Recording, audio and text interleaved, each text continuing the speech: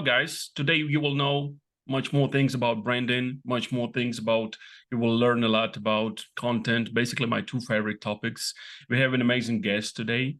And, I'll share a secret with you. I usually send questions to people before we have a podcast recording, and Steve actually chose the best I have, the ones that I actually like.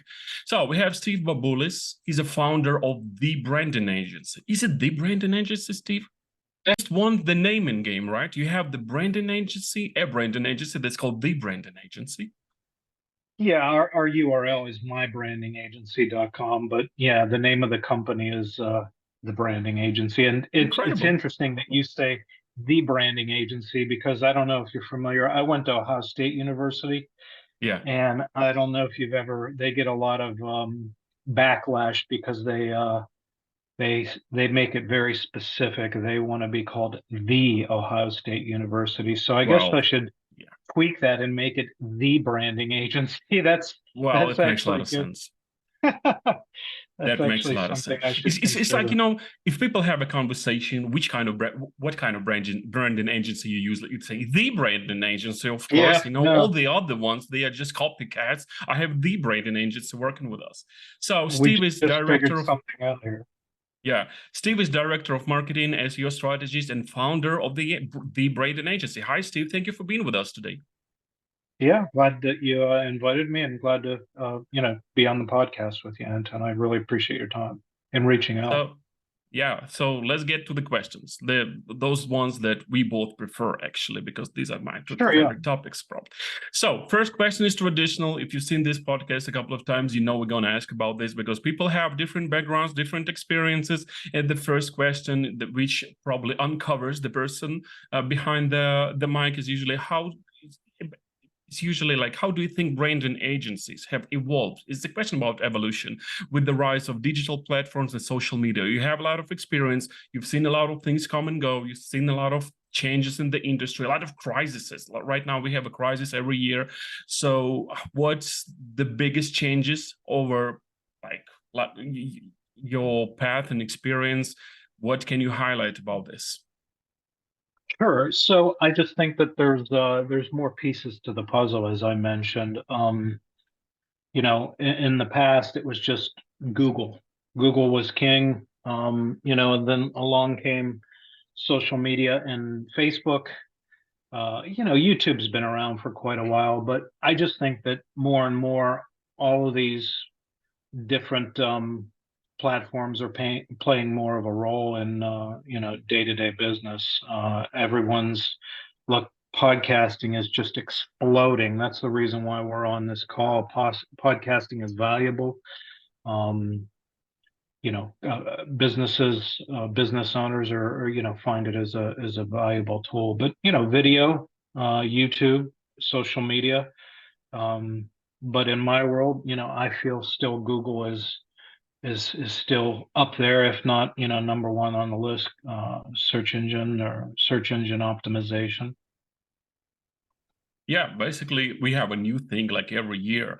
Just like a few months ago, we had like, what's your Threads digital strategy? I'm like, oh my gosh, Threads, I guys, still give me a haven't figured break. that one. I'm definitely not a specialist when it comes to social media, but yeah, I mean, Threads is just another one. As I said, there's just another piece to the puzzle. There's just more players out there now, more big name players. But look, I still think at the end of the day, if you ask someone or a small business owner where would they like to be found most, I'd say somewhere between 6 and 9 out of 10 are going to say Google.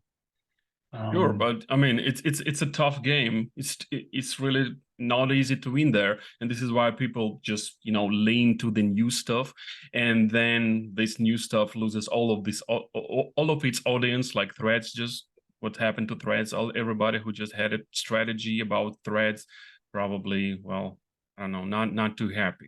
So let's speak about content. How do you approach content creation and branding for your own business and for your clients? Because, not everybody appreciate the good content. Not everybody think about that. Sometimes people just tell you, just optimize the hell out of your campaign and job is done. But we still need content, and we need a certain quality of this content. So how do you approach this whole thing with branding, content, everything? Sure, yeah, good question. Research is really at the top of the list. A lot of people will that really don't have any type of a background, or I guess not necessarily any type of a background, but not much experience.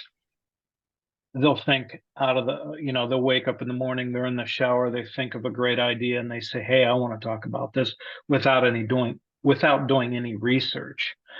And what I mean by research is, look, we're all at the end of the day, most of us, and probably most of your listeners, are small businesses. We're not Google, we're not Facebook, we're not Fortune 500 companies. So, in order for us to get some type of penetration, we need to be able to be playing on more of a level playing field. And what I mean by that is, when it comes to content creation and what I mentioned about research, is you need to find an entry point with your content creation, with your content calendar, in trying to compete with somebody that's just far out of your league is a lose-lose situation. And what I mean by that is, if I try and search for something, I guess off the top of my head, I can't find a good example. Well, I guess Amazon. If I'm trying to find a product that is very Amazon heavy, and Amazon is going to come at the top of all the different results in search, I need to find an entry point. I need to find something that's still within my niche, but not necessarily as competitive. And I think people really struggle with that. They think, well, why would I do that? Why would I, try and find something that isn't competitive? I want to be I want to be ranking for something that's highly competitive at the top of, everyone's search. But you need to start from the bottom and work your way to the top. And people just really fail. They always think that they could skip a step. They always want to skip a step. They'll probably start at the bottom and maybe do one or two things with low search relevancy or low search competition. But I think eventually they want to jump to the most competitive thing, and that's just really not the strategy. You need to stay in your lane. I'm sure you've probably heard that term, stay in your lane. Sure. Yeah. So at the beginning, until you build authority and relevance, you really need to stay in your lane. And I can go more on authority and relevance if you want to, but I tell people that establishing a relationship, whether it's with Google, whether it's with any of the other tools that we talked about other players in the industry, it's all about building a relationship and building authority or trust. Google isn't going to put you to the top of their algorithm or to the top of their search if it's your day one on your website, you have no content on it whatsoever, and you publish your first piece of content. The last thing that they're going to do is publish it, and put it to the very top of Google search. And I know it's probably frustrating for a lot of people. They think, why does Google do this? If you really take a step back and take an overhead look, you'll understand why they do it. And again, it's going back to authority and trust. You have to build up some type of authoritativeness within your industry, and you have to build, some level of trust. You just can't go to the very top without becoming a trustworthy type of, I guess, trustworthiness. Yeah. You have to be some type of trustworthiness in order to be able to, rank your content, or whether it's within Google or, Facebook or any one of the tools that we've mentioned out there. Yeah, and you just mentioned Amazon, and I feel like, people think that they can just explode in one day. It's how we tell the success stories. Like Jeff Bezos, like was in a small office one day, and then you know what? Next day he became a billionaire. But now that's not really the case. He had a lot of things going on in between these two phases, and you have to go through it as well. Well, most of us have to, and this is not an overnight. So he's not an overnight celebrity. I mean, he had a lot of No, things not at done, all. and this is being consistent and being good every day. Well, it really matters. So yeah, I feel like we should probably change those success stories we have to tell. You know what? Jeff Bezos done a lot of things in between. That's I how don't we know if do. you've ever heard the quote from Mark Cuban, but Mark Cuban has a famous quote, and you can Google it. He says it took him 10 years to become an overnight success. So realistically, there's no such thing as an overnight success. I really don't believe there is. I mean, the fact Exactly. that someone's just gonna, open their turn on their phone, shoot a video, and all of a sudden, the first time doing it, they're going to be viral. Or, again, using the Google example, the first time they open their computer and launch their website, they're going to post some type of content for the very first time. They've never written anything before in their lives online, and go to the first, the top of search results. Highly unlikely. Actually, I know it's unlikely. It's almost impossible. This is why you have to trust the process. Every process you go through, Definitely. you have to choose your way and trust it. Even well, and proof is in the progress, right? If you're better today than you've been yesterday, you're probably good. So the next question is about branding and about metrics, because we all struggle when it comes to brand and metrics. And I feel like every time we have a conversation about this, how do you measure your branding? How do you measure your success? What are the key indicators? Different people have different opinions on this, and I'm really wondering what are some key metrics or indicators that businesses should monitor to gauge their brand's impact and reach, because it's a really high discussable topic, and I want to know your opinion on this. Sure. Another great question. Look, when it comes to Google, one of the most widely underutilized tools is Google Search Console. And I tell everybody, familiarize yourself with it. You'd be surprised how many websites aren't configured to Google Search Console. Uh, Google Search Console is a instant direct feed to Google Search. They're going to give you notifications on if there's a problem with your website, something isn't working properly, and then you can get a chance to address it. Send them a notification. They'll review it and tell you whether it's working or not. But beyond that, as far as let's go into, you mentioned key metrics, and years ago, before Google Search Console was, are you familiar with Google Search Console at all? Yeah, and I just had a really good example. I'm sorry for breaking up, interrupting. Yeah, So I had I've I've seen one of the errors on our website, on one of the websites, and I contacted our dev team and I said, "Look, guys, this thing doesn't work well on mobile. We should fix it ASAP."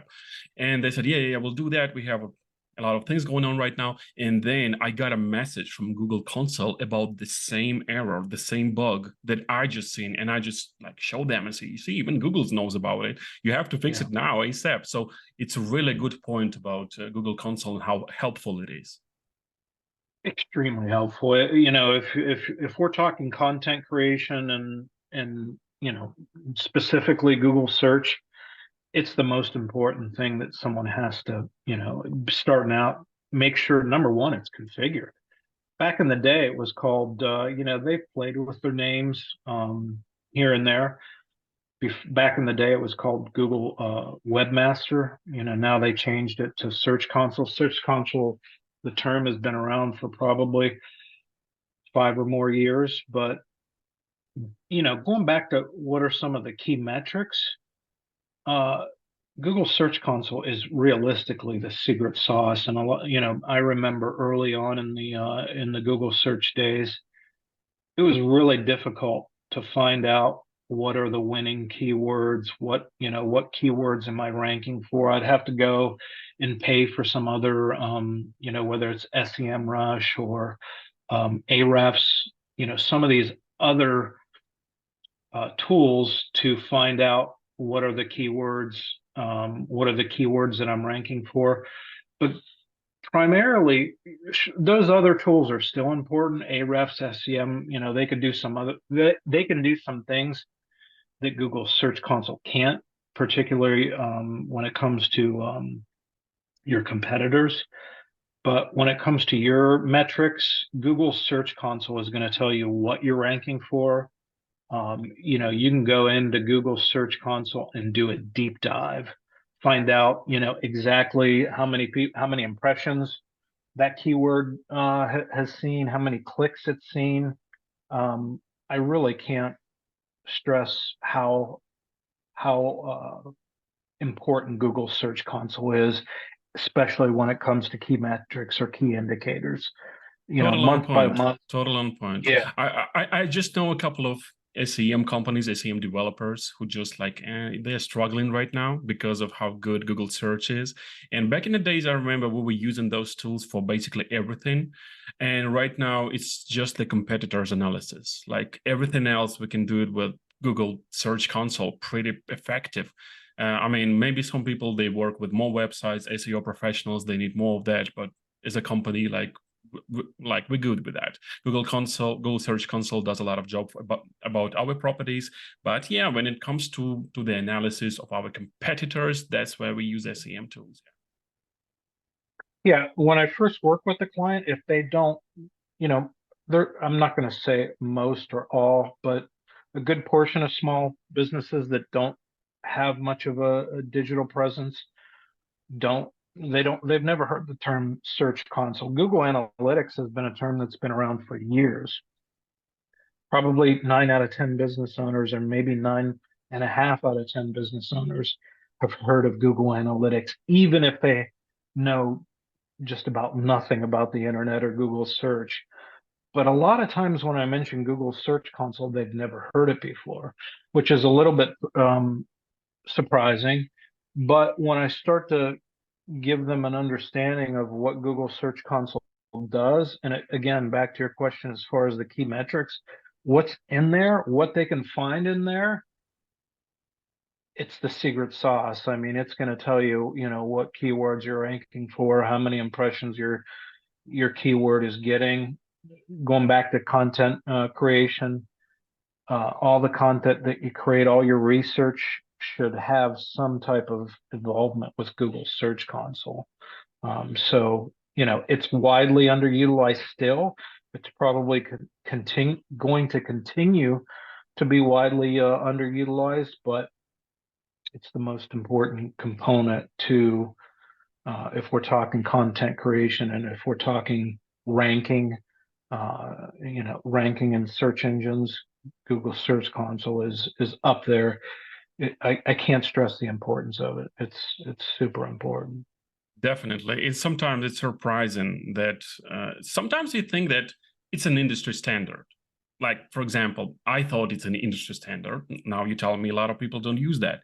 But I think you're totally right, because probably a year ago, I was stressing out about Google Analytics 4 and migration because we had a lot of data in universal Google Analytics, and I started asking people like, guys, are you done that? You started like collecting data since the beta, or you doing that now?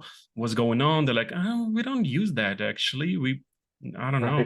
So not a lot of people were not stressed. They didn't even use the Google Analytics, and this is so funny because for me it's like an industry standard. Whatever you do, you have a nail salon or anything, you have to use Google Analytics in order if you have a website, right? And yeah, sometimes it's so surprising. But my next question will be actually now so probably right now we understood what we should do. And the next question, we should always learn other people's mistakes. And this is why I want to ask you, like, what are some common misconceptions businesses have about branding in their online space? Because everybody's human, everybody makes some mistakes. What are the most common ones? Sure. When it comes to the online space, and again, I'm gonna I'm going to beat a dead horse, as they say, but when it comes to Google search, I actually don't like the term search engine optimization or actually SEO because I think that it gives people, the just an unrealistic of what it really truly is. When people find out, oh, SEO really revolves around content creation, a blog. They haven't heard the term blog probably since early 2000s or even the 90s. So I think that the biggest misconception out there is that SEO revolves around content creation. Um, and I also think when I engage with somebody that really isn't focusing enough attention to their to the online space, the amount of time and energy that it takes. Sure, I guess I was going to say one of the biggest misconceptions is that they can't compete. Everyone can compete as long as you have a website, it's configured. As I mentioned, the Google Search Console, everyone has a voice, everyone can compete. Again, if you skip the steps and try and go compete with, some of the Fortune 500 500, yeah. companies right off the start, that's a lose-lose scenario. You don't want to do that.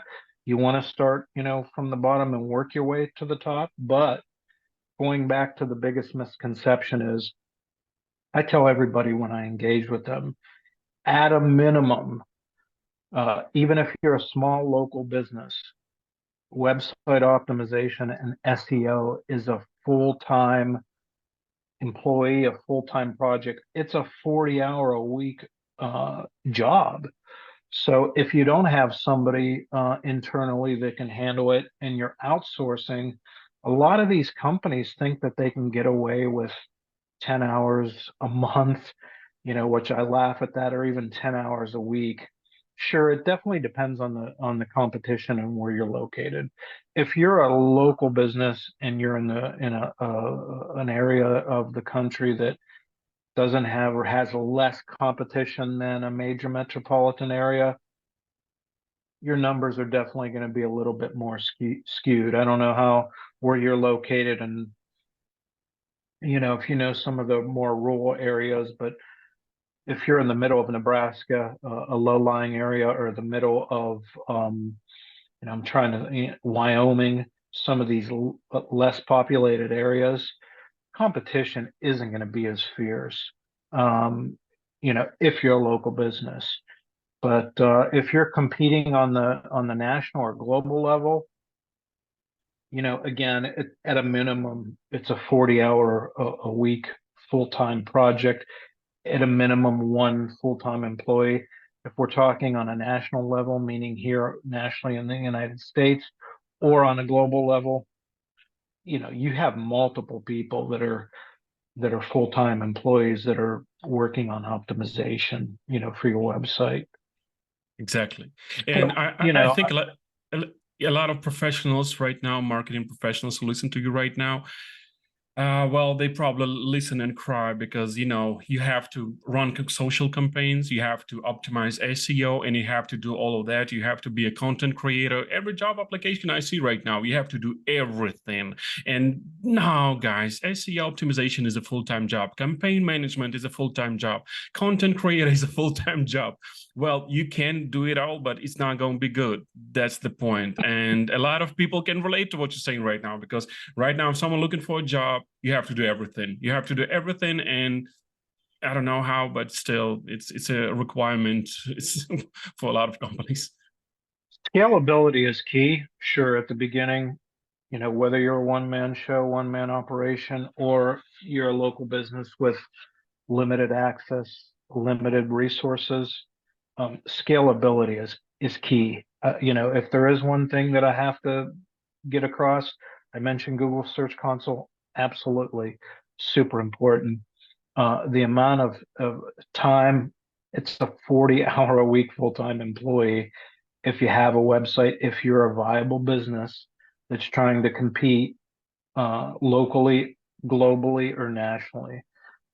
It's not something that you can, if you want to be competitive online, it's something that you just can't dip your toe into the water. You have to be consistent. You have to have somebody there internally or that you're contracting with that is working, hopefully, gosh, again, I say at a minimum 40 hours a week because it is an enormous time commitment. Even now with AI and some of the things that have made things more efficient for people, content, you can generate content a lot more quickly than you could even at the beginning of 2023, but it's still constant tweaking, constant management of your SEO and your engagement in the online space. Exactly. Everything you do, if you want it to be efficient, if you want it to be like to make money and not just spend the money, you actually have to monitor it like, wow, pretty well. It's at least a full-time job. I totally agree with you. And I'm lucky today because I have not only an expert with me today, I have a business owner. So how do you manage to keep your brand consistent and relevant in this fast changing digital landscape? What do you do for your business? Because you're not only an expert, you're actually a business owner. Sure, yeah. No, that's a good point. Having a schedule and really not veering off from your schedule, at the beginning of the week or the beginning of the month, and definitely the beginning of the year, we all have goals, right? Most business owners write their goals down weekly or monthly. I guess you can even say yearly. But having a consistent schedule, having, the term blog, I understand it's not a sexy term, blog. People have such a negative connotation on the word blog. I wish they can come up with a new word. I know, you could say a news feed, but um, how many blog posts that you have to, how much content you need to generate a month? You need to stick to your schedule. If you're, trying to generate 30 to 15, a blog post a day, content every day, and you're halfway into the month and you've only generated content twice in 15 days, you're behind the curve. You can't stay behind that schedule too often. You have to stay to a consistent schedule. And again, going back to some of the most important things, you can't be inconsistent. You can't generate content, whether it's video content, whether it's search engine, website content, social media content. You can't generate it 1 month, be consistent 1 month, produce a tremendous amount of content 1 month, and then for 3 months leave it alone. You have to be very consistent week after week, day after day, month after month. Stick to the script or stick to your schedule. Such a great point about blogs and about this name, the blog. So we had actually this case, and we started analyzing our website, and we see that people just running away from the blog. Every time they see blog, they just, page closed. So we renamed it. We renamed it as The Lab, and our click-through rate was way better just with that name. I've seen people calling it The Kitchen, The Lab, something that's, you cooking something inside and you want to show what's going on. But yeah, people just hate blogs if they call blogs, and if it's something else but it's still a blog, it will work better, well, in our experience at least. So all right, let's move to the next topic, and the next topic is, we just touched the branding. This is incredible. Let's speak more about content. So how does producing top quality content contribute to brand recognition and trustworthiness in today's market? We all create a lot of content, and basically that's the only thing we can put out there to the internet. Nothing else there. Every ad is a piece of content, every article, every video, it's all content. It's all about content. We in the process of content creation right now. So how does it connect to the brand recognition, and what's your view on it, how it works? Yeah. So you're talking to a content creator, so I'm going to be partial, but it's crucial. I mean, it's number one on the list as far as, look, producing top quality content, you really need to define what top quality content means. a lot of people will think that, look, I finished this article. I have a PhD. I did the most, it's the best piece of content that I've ever, grammatically, it's beautiful. It's perfect. I did all this research. I used, all my years of experience and I produced this outstanding piece of content. And they think it's top quality content, but crickets, it gets no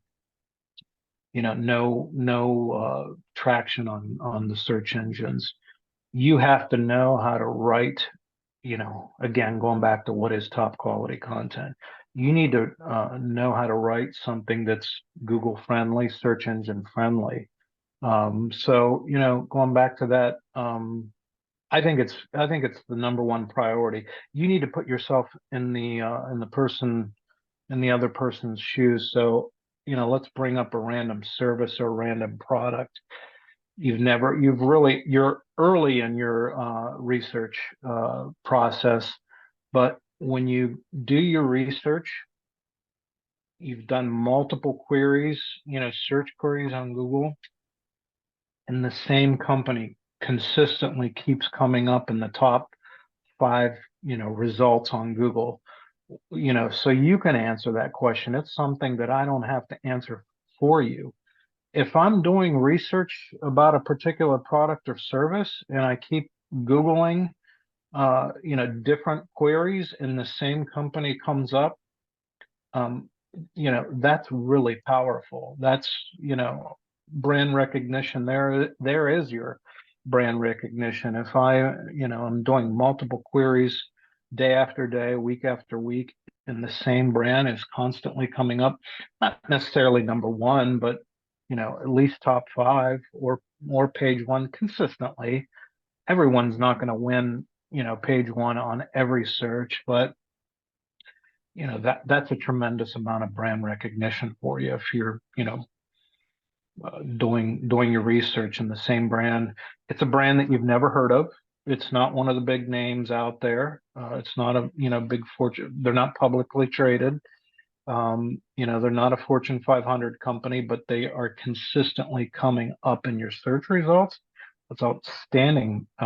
Credibility, number one, brand recognition, number two. So that's the goal of everybody, all my clients, us as a company with our content creation is, consistently coming up in multiple top uh, queries, search queries. Yeah, and this probably covers the brand's voice and identity online, like how to find it, what you're going to do with it. And this is a perfect segue to my next question. And the phrase "content is king" has been out there, and how do you see its relevance in brand storytelling? Because we all are storytellers in marketing. If you don't know, we always telling some kind of a story to our audience just to have that communication with the target audience. So how do you see its relevance in brand storytelling and engagement? Because basically we never get an engagement without a good story, right? Sure, yeah. And realistically, that's what content is a good story. I think that the word content, in some cases, people overthink it and they think that content is written content. But part of our the first part of this conversation was about what are the other players. We've got social media. You mentioned threads. You've got YouTube. You've got what's the big one? TikTok. TikTok, of course, yeah. Everyone's yeah, everyone's making these videos. At the end of the day, it's all content. And as long as I say stick to the script, you're still, in all these different verticals that you're promoting, wherever you find your success, it's good to, you always hear diversity in the investment world, but same thing in the marketing world. You want to be diverse. You don't want to put all your eggs in one basket. Look, I'm really good at content creation. I'm really good at Google search and optimization and ranking high in Google search, but you need to diversify your assets. I know that it sounds like a investment strategy, but it's not. I guess in reality, I guess it's your business investment. Um, but you want to continue to stick to your script. And what I mean by that is you're consistently conveying the same, whatever your brand is. Look, I don't know if you've heard of the term $5 foot long from Subway. I mean, that was Oh, yeah. ingrained into our heads. Yeah. $5 foot long. I'm trying to think of some of the, Google's, or excuse me, Nike's Just Do It. These are consistent messages that those companies would convey in their content, whether it was in their radio spot, whether it was in their TV spot, whether it was in their, online content. $5 foot long and Just Do It was consistent. It was in every particular vertical that they were in. So, yes, content is still king. It's been around for a while. It's not going anywhere. Uh, People aren't sitting, less and less people are sitting down on a schedule and watching TV, and then not only watching their particular program on a particular day at a particular time, but commercials are less and less effective. So advertisers are trying to find new ways to get their messages out. Again, podcast is just another way where ads on podcast, ads on blogs, ads on new in YouTube. When you watch a YouTube video, you can have a paid Yeah. TV subscription where you apps don't get too. TV apps. You could pay to not watch, have a subscription that doesn't include ads, but most everywhere you go are going to have ads. So content is still king. It's always going to be king. And, in this particular conversation, and content creation for your website, content creation for Google, it's just to stay consistent. Don't flip the script. I don't know if you've heard of the term, don't jump the shark, but, stay consistent at the end of the day. Yeah, and coming back to what we previously discussed, Nike didn't become overnight celebrity with Just Do It slogan. Like, they had years and decades building up this whole message. And if you know a little bit about history of this company, yeah, they had to put some work. So last question. I want you to recommend something to people who just starting out in the industry.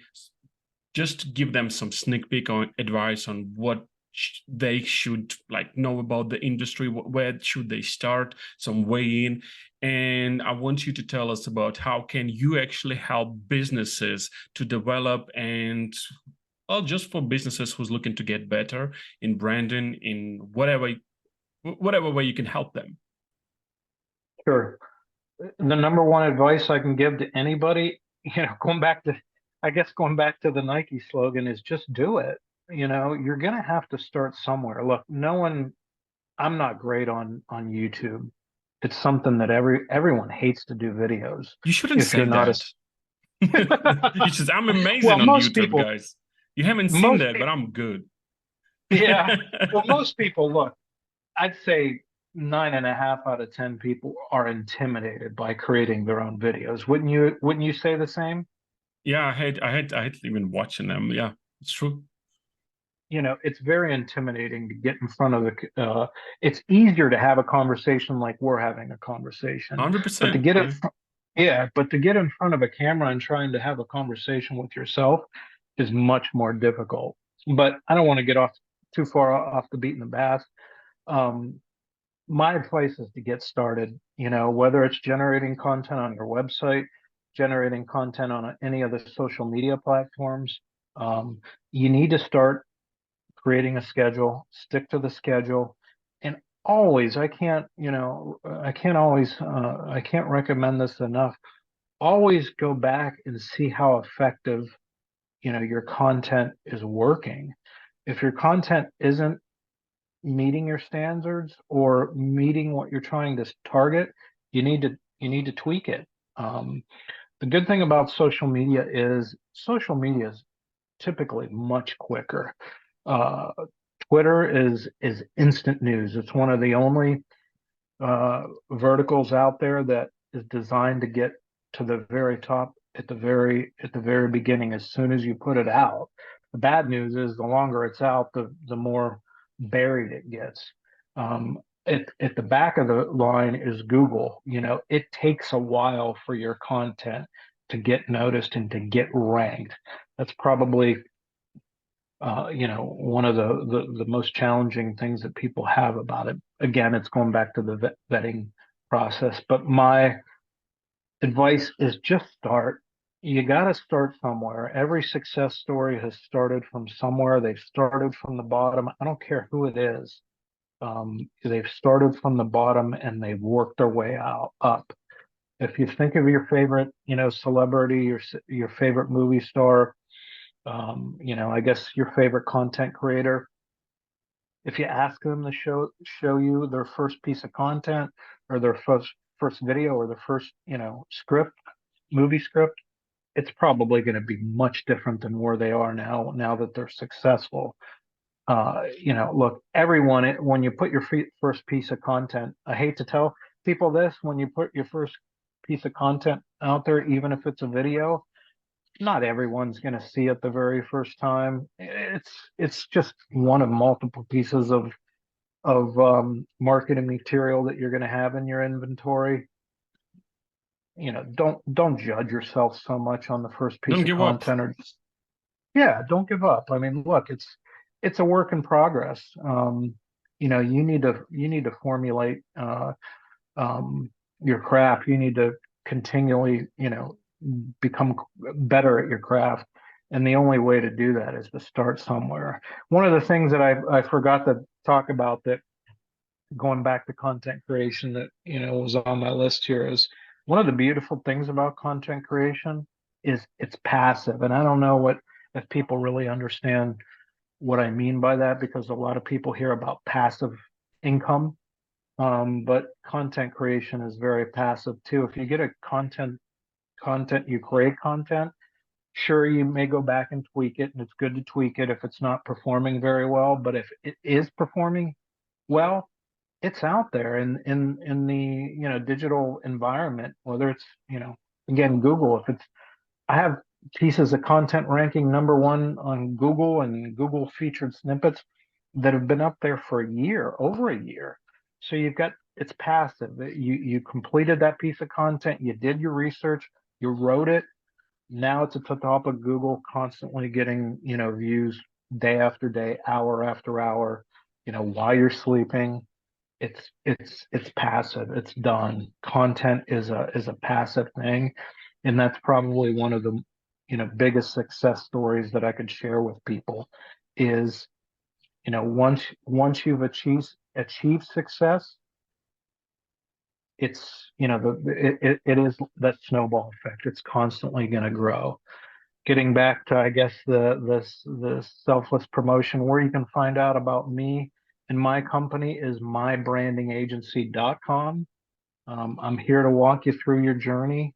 If you're, you know, a company that's just starting out at the very first stage of your online endeavors, or, you know, you're a company that's already been out there for a while, just like looking to take it to the next level, I'm here to help. At the end of the day, we're here to help.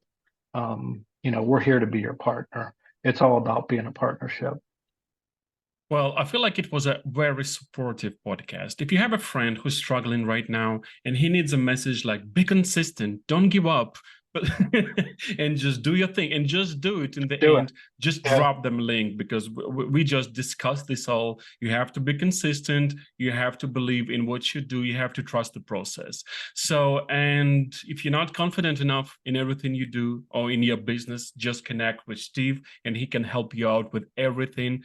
Well, with everything going on in online marketing, I guess. So, Steve, thank you so much for being with us. This was very insightful, and I'm sure our audience will appreciate this. And thank you. Thank you for being with us. It was a pleasure. Thanks for the invite.